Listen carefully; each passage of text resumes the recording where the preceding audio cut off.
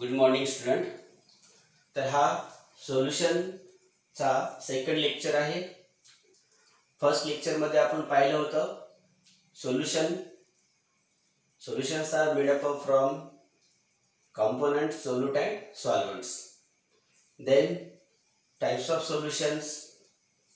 Types of solutions are depends upon the number of components, size of the solute particles and the solute present in the solvents. So तर हे जे आहेत आपण types of solutions पाहिलं होतं first लेक्चरमध्ये. त्यानंतर सेकंड लेक्चरमध्ये आज आपण पाहणार आहोत नेक्स्ट पॉइंट आहे concentration of solution solid in liquid. Okay, तर concentration of solution solid in liquid काय? सॉलिड हा जो आहे तो सोल्यूट आहे that dissolve in a liquid solvent. Okay, solute is the solid and solvent is the liquid. So that solute dissolve in a solvent. So what is the concentration? Concentration काय आहे मग? Concentration बद्दल तुम्हाला सांगितलं होतं पहा मी. Concentration that depends upon the solute particles. मग नेमकं कॉन्सन्ट्रेशन काय म्हणतात पहा. कॉन्सन्ट्रेशनची डेफिनेशन काय आहे? Concentration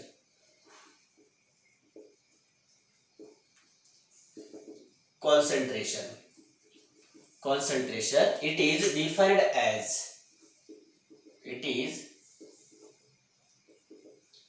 defined as specific amount of solute dissolved in a solvent. Specific amount of solute dissolved in a solvent. So this is the concentrations. Concentration जे आहे, quality of concentration तर जे आहे तर काय म्हणता येईल पहा. क्वालिटी ऑफ किंवा असं म्हणता येईल आपल्याला क्वालिटेटिव्हली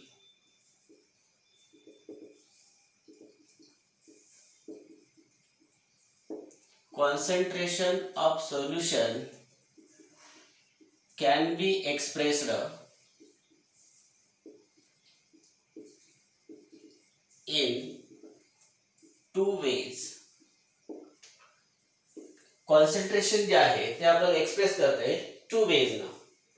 सो काय कोणते टू वेज आहेत पहा.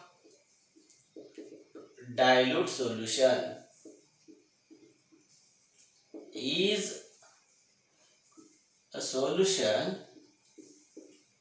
solution in which solute are present in very small amount. Okay, very small amount. So this is the dilute solution. Dilute solution is a solution in which solutes are present in very small amount. तो concentration काय असेल मग? Concentration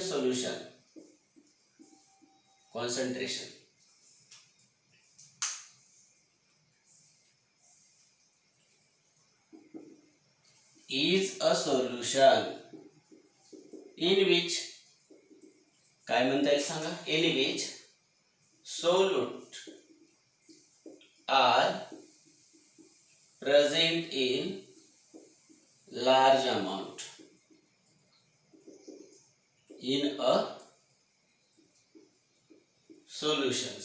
थोडंसं वाढवतो पहा. in a solutions इथं लिहितो पहा. in a solution म्हणजे त्या सोल्युशन मध्ये जे आहे सोल्यूट जर स्मॉल अमाउंट मध्ये जर असेल so that is the dilute solution. Small amount मध्ये असेल. कॉन्सन्ट्रेशन सोल्युशन काय? is the solution in which solute are present in a large amount. Large amount मध्ये जर असेल तर त्याला कॉन्सन्ट्रेशन सोल्युशन म्हणतात किंवा कॉन्सन्ट्रेटेड सोल्युशन्स असं म्हणतात. ओके, तर नेक्स्ट जे आहे ते आपल्याला सांगता येईल concentration of solutions can be expressed in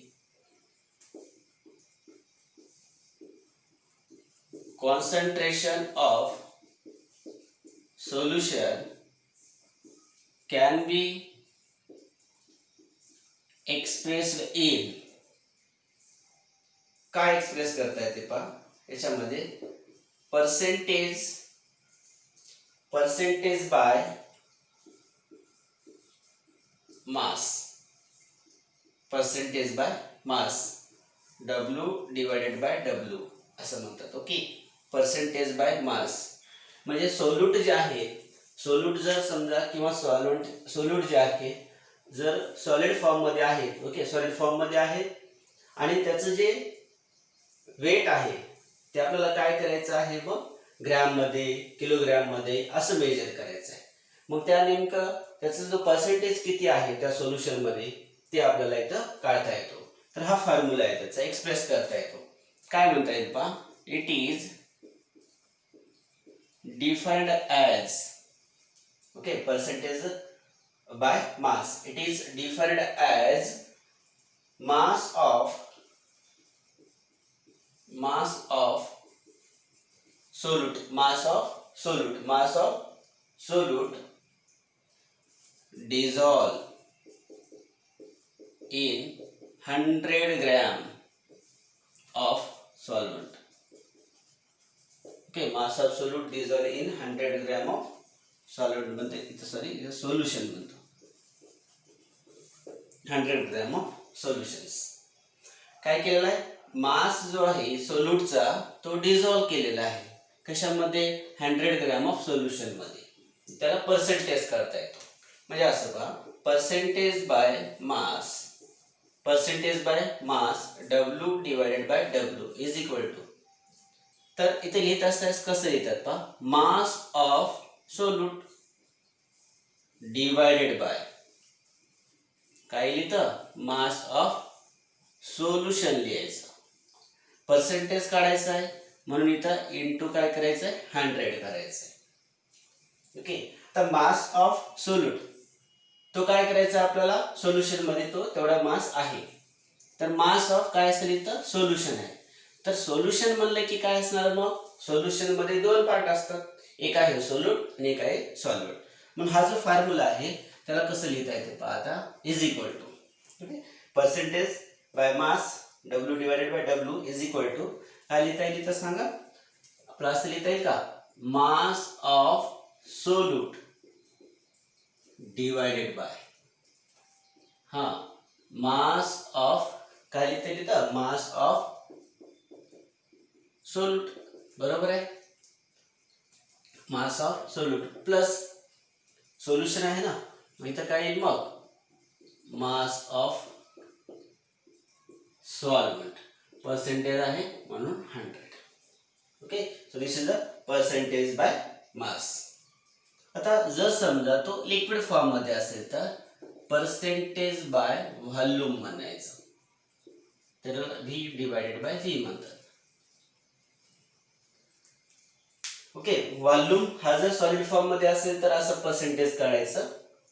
जसं एक एक्झाम्पल सांगतो पहा, एक्झाम्पल सांगतो हे कसं आहे. In a solution 63% of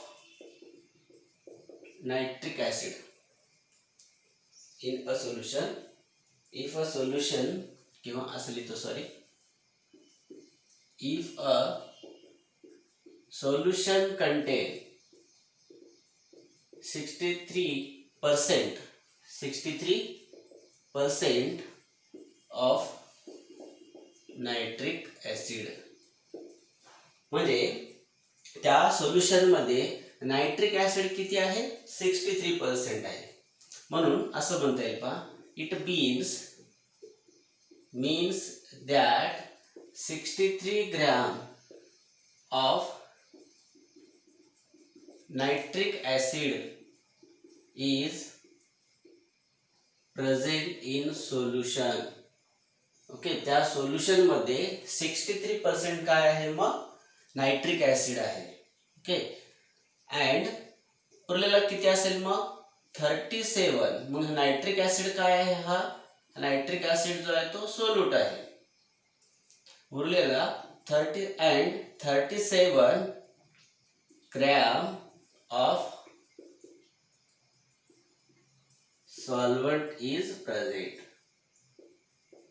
okay, remaining 37 काय आहे मग ग्रॅम जे आहे ते सॉल्वंट कशाचं आहे, सोल्युशन मध्ये काय आहे मग 37 gram of solvent is present in solution.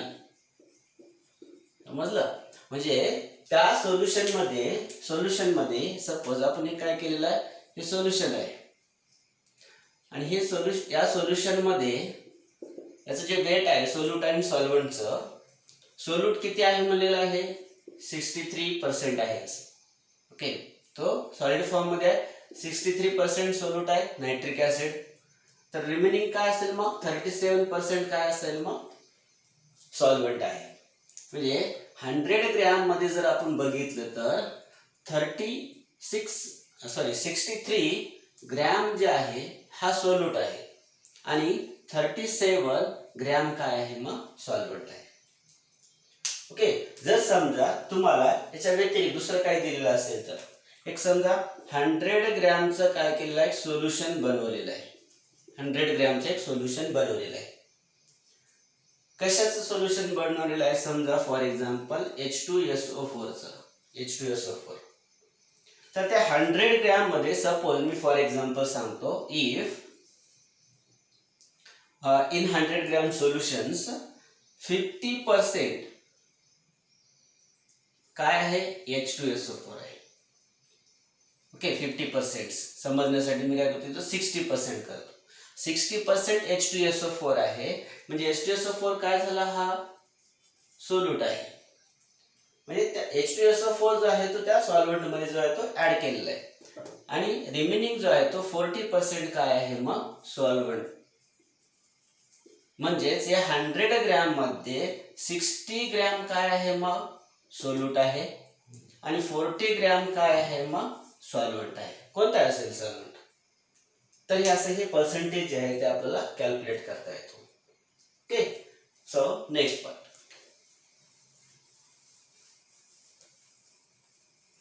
आता जर समजा ते व्हॉल्यूमच्या फॉर्म मध्ये असेल तर कसं काढायचं पहा. व्हॉल्यूमच्या फॉर्म मध्ये असेल तर त्याला असं लिहायचं पहा, volume percentage by volume, percentage by volume. Percentage by volume म्हणलं की काय म्हणता येईल मग याचं डेफिनेशन कशी सांगता येत पहा. It is defined as okay part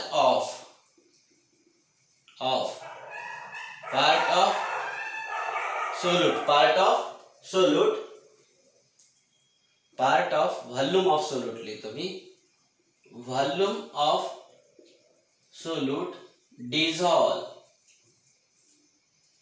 in part of volume of solution. Okay, तर ह्याला असं लिहायचं. मग काय करता येईल इथं पहा, पर्सेंटेज बाय व्हॉल्यूम म्हणायचं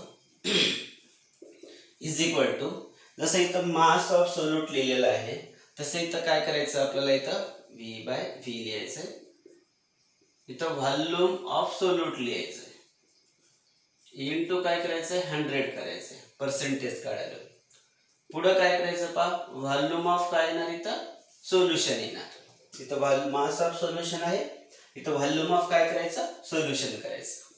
इक्वल टू काय करता येईल व्हॉल्यूम ऑफ सोल्यूट इंटू 100 काय येईल सांगा, इथं व्हॉल्यूम ऑफ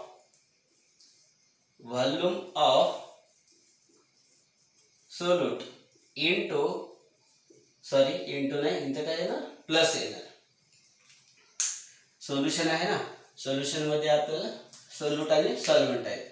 व्हॉल्यूम ऑफ काय असणार इथं solvent. So this is the percentage by volume. तर अशा प्रकारे आपल्याला कॉन्सन्ट्रेशन जे आहे ते एक्सप्रेस करता येतो बाय टू वेज. एक आहे पर्सेंटेज, त्याच्यावर प्रॉब्लेम्स आहेत. हा जो पार्ट आहे percentage by percentage by mass आणि percentage by volume, okay, concentrations, आपला हा जो नवीन सिलेबस आहे याच्यामधून तो काय केलेला आहे, डिलीट केलेला आहे. पण याचा यूज जो आहे तुम्हाला पुढे येणार आहे. ओके, याचं काम आहे पुढं. आपल्याला सिलेबस मध्ये जर नसलं तर हा पार्ट जो आहे तो आपल्याला इथं शिकायचा आहे. ठीक आहे, कारण हे जर तुम्हाला समजलं तर पुढचं काही इक्वेशन्स आहेत, डेरिव्हेशन्स आहेत ते आपल्याला समजतात. ठीक आहे, तर हे आहे mass of percentage by mass आणि पर्सेंटेज बाय व्हॉल्यूम्स. तर नेक्स्ट पार्ट पाहूत आता, मोल फ्रॅक्शन काय आहे ते.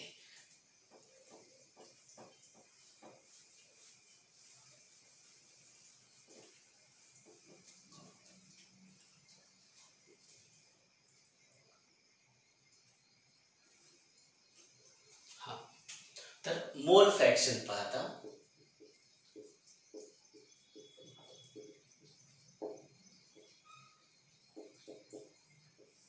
मोल fractions.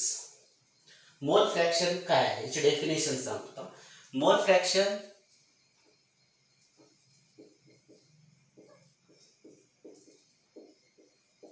Of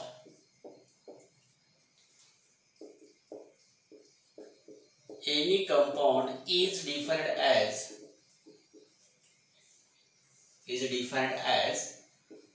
the ratio of number of moles of component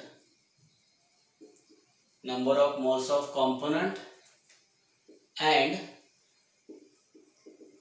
number of moles of component in solution and number of moles of component, number of moles of all components in solution. पहा दोघात काय फरक आहे. इथं फक्त component लिहिलंय, इथं आहे all components. काय याचा मीनिंग सांगतो. मोल फ्रॅक्शन काय, मोल fraction of any compound is defined as the ratio of number of moles of component in solutions and number of moles of all component in solutions. Example सांगतो. For काय आहे, for binary solution n1 and n2 are the number of moles of solvent and solute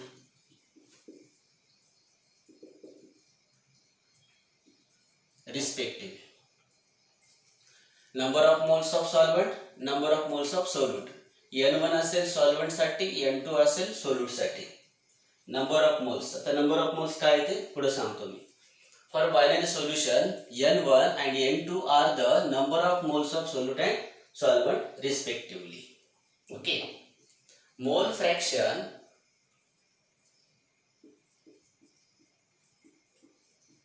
is given by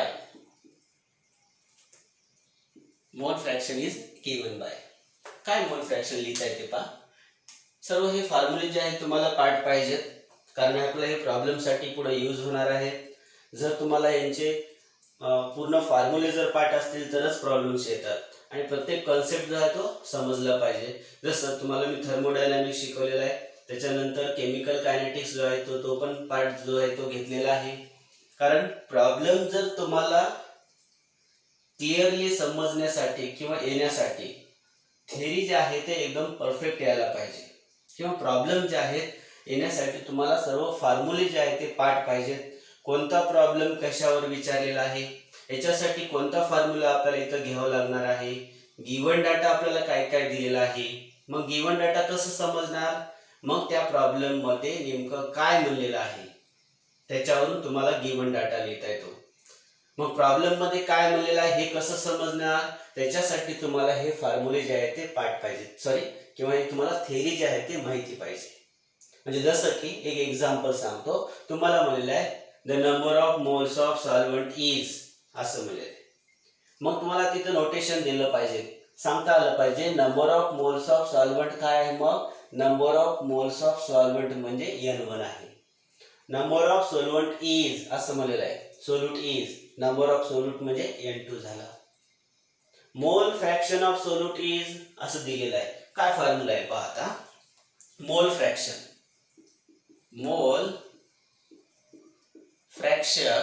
of solute, mole fraction of solute. Solute म्हणले की काय ना, small value घ्यायचं. म्हणजे N1 हा लार्ज सॉल्व्हंट साठी असेल, N2 हा सोल्यूट साठी, तसंच X2 हा सोल्यूट साठी असणार. ओके, काय म्हणलेलं आहे पहा, डेफिनेशन समजून सांगतो आता. वरी काय दिलेलं आहे त्याच्यात.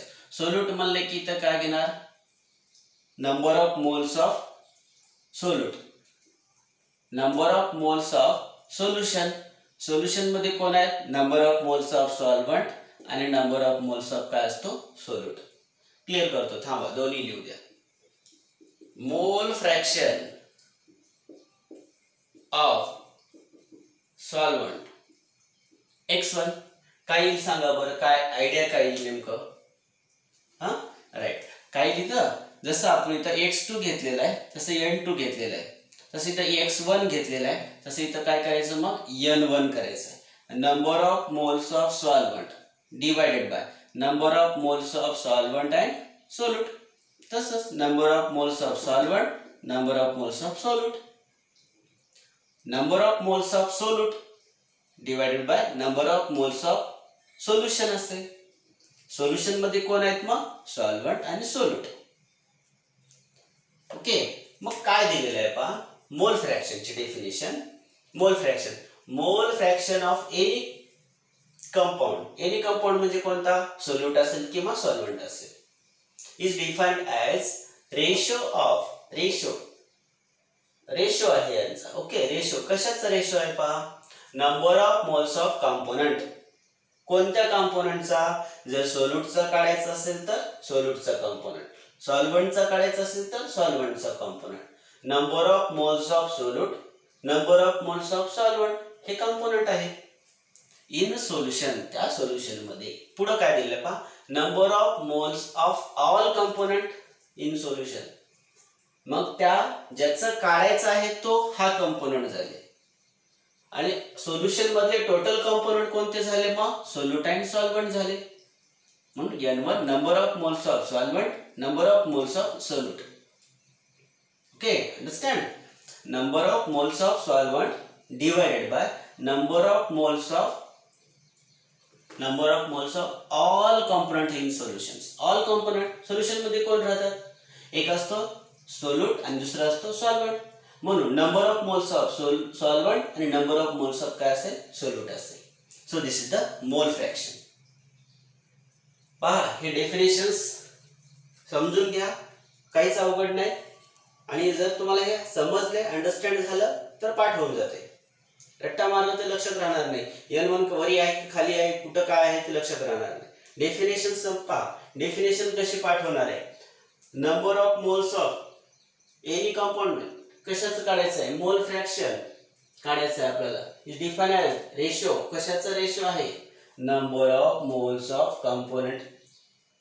आता number of moles of component म्हणलं की तुम्हाला माहिती पाहिजे, N1 आणि N2 ला नंबर ऑफ मोल्स म्हणतात. कशाचे नंबर ऑफ मोल्स, सॉल्व्हंट आणि सोल्यूटचे म्हणतात. म्हणून ratio number of moles of कशाचा असेल, इथं सोल्यूटचा असेल. नंबर ऑफ मोल्स कशाचा असेल, मग सोल्युशनचा असतील. सोल्युशन मध्ये कोण आहेत, number of moles of solvent and number of moles of solute. Mole fraction सोल्यूटचा काढायचा असेल तर N2 लिहा, आणि मोल फ्रॅक्शन सॉल्व्हंटचा काढायचा असेल तर N1 लिहा. आणि मोल फ्रॅक्शन जे आहे ते इंडिकेट करत असतात. मोल फ्रॅक्शन ऑफ सोल्यूट काय, X2. मोल फ्रॅक्शन ऑफ सॉल्व्हंट काय, X1. ओके, मोल fraction number of moles of solute काय आहे, number of moles of solute आहे N2. Number of moles of solvent काय आहे N1. मोल फ्रॅक्शन ऑफ सोल्यूट काय आहे X2. मोल फ्रॅक्शन ऑफ सॉल्व्हेंट काय आहे X1. Number of mole fraction of solute काय आहे मग फॉर्म्युला सांगता N2 divided by N1 plus N2. मोल फ्रॅक्शन ऑफ सॉल्व्हेंट काय आहे मग N1 divided by N1 plus N2. Okay, so this is the mole fractions. पुढे काय येईल पहा, hence sum of mole fraction of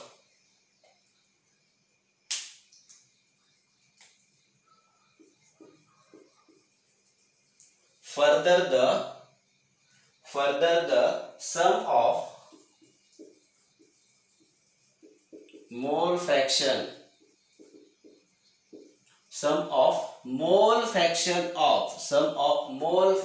of solvent and solute. Sum of mole fraction of solute and solvent. सम करायचं आहे पहा, काय येईल therefore x2 is equal to काय करता येईल मग N1 काय होत नाही मागे पुढे लिहिलं तरी N1 N2 plus N2 N1 N2. लक्षात आले. x1 ची व्हॅल्यू काय N1 divided by N1 plus N2 आहे. x2 ची काय आहे मग N2 divided by N1 plus N2 is equal to 1. म्हणून hence sum of mole fraction of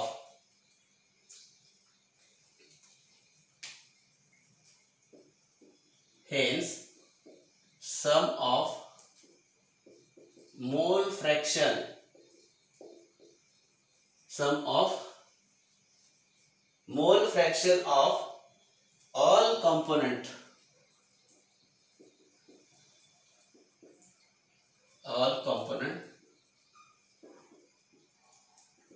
in solution is always unity. Okay, is always unity. हे काय असते पहा x1 plus x2 is equal to 1 असतो. He is always unity. हे लक्षात राहू द्या. हे आपल्या याचा पुढे यूज होणार आहे. काय आहे पहा काय सांगितलं आहे हे लाईन जे आहे ते लक्षात राहू द्या. Components in the solutions is always unity. Sum of mole fraction of all component in solution is always unity. हा जो फॉर्म्युला आहे x1 plus x2 is equal to N1 divided by N1 plus N2 is equal to N2 divided by N1 plus N2 is equal to काय असते 1 असते. हे लक्षात ठेवा. Is always unity. कारण पुढे आपल्याला इक्वेशन सॉल्व करत असता वेळेस हा जर पूर्ण फॉर्म्युला असा आलेला असेल सो 1 आपल्याला तिथं घ्यायचा आहे. Okay, is always unity. मग आता याच्यामध्ये तुम्हाला दुसरी गोष्ट सांगतो पहा की N1 आणि N2 बद्दल डेफिनेशन सांगितलेलं नाही. एक सोपी गोष्ट आहे झालेला आहे बऱ्याच वेळेस पण लिहून देतो मी. नंबर ऑफ मोल्स काय असते पहा नंबर ऑफ हा मोल फ्रॅक्शनचा पार्ट जो आहे तिथं संपलेला आहे. ओके, थोडंसं हे N1 11th मधला पार्ट आहे किंवा याच्यामध्ये आपल्याला सांगता येतो N1 म्हणजे काय नेमकं number of moles of solvent N1 is equal to काय असते पहा mass of solvent. Okay, mass of solvent आणि molar mass of solvent. Mass of solvent and molar mass of solvent हे असते नंबर ऑफ मोल्स N1. दुसरं पहा number of moles of solute N2 number of moles of solute हे काय असते again mass of काय लिहायचं सोल्यूट डिवाइडेड